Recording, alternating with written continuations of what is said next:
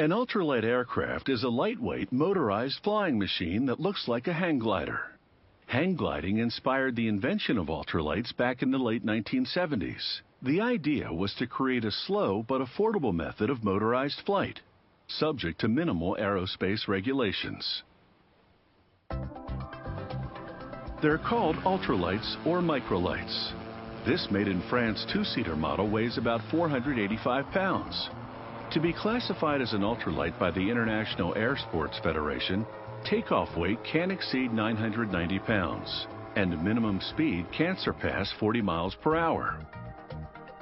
The wing surface, called the sail, is made of a sturdy polyester-based material treated with a special coating that protects it from the sun's ultraviolet rays.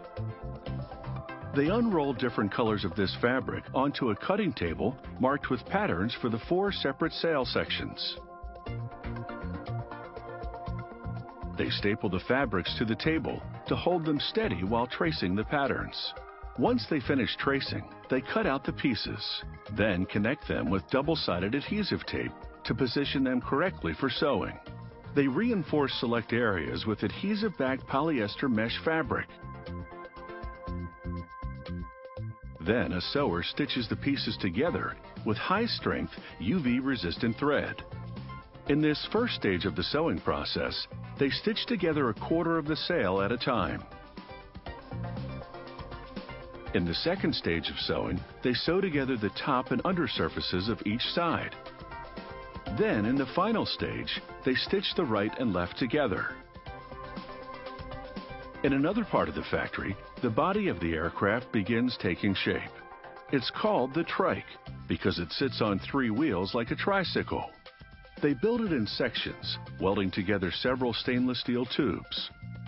After the sections receive a baked-on coat of paint, workers assemble them to each other around the fuel tank. The 17-gallon tank is made of lightweight polypropylene, a type of plastic that's UV resistant and impact resistant. Once the trike is fully assembled, they mount the 3 small wheels, similar to those on motorized scooters.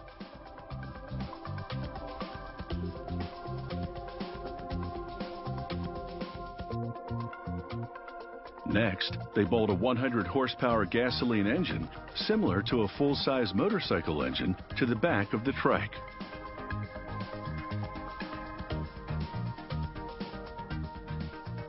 On the front of the trike, they install pedals for propelling the craft on the ground, and a motorcycle-style plastic console with windshield. The console houses the instrumentation panel.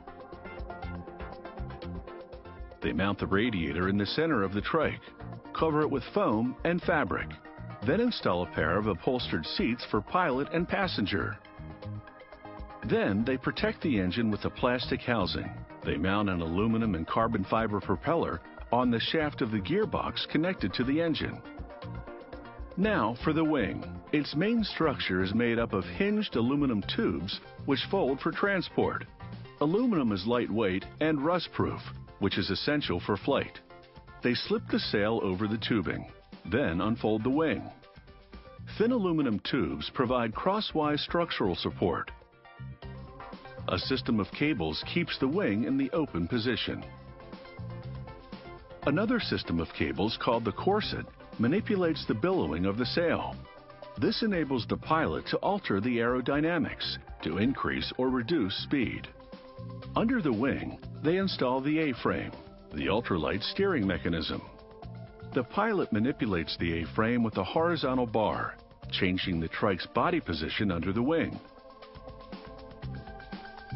The last step is to bolt the front of the trike to the wing and hook up the safety backup cables. The pilot steers the ultralight by weight shifting with the A-frame bar, tilting the trike toward the front to descend, to the right to veer right, and so on. Typical cruising speed is around 75 miles per hour. With an open cockpit, air temperature and oxygen levels limit how high an ultralight aircraft can fly. Maximum altitude is about 3,300 feet, high enough for a thrill ride, yet still low enough for a spectacular view.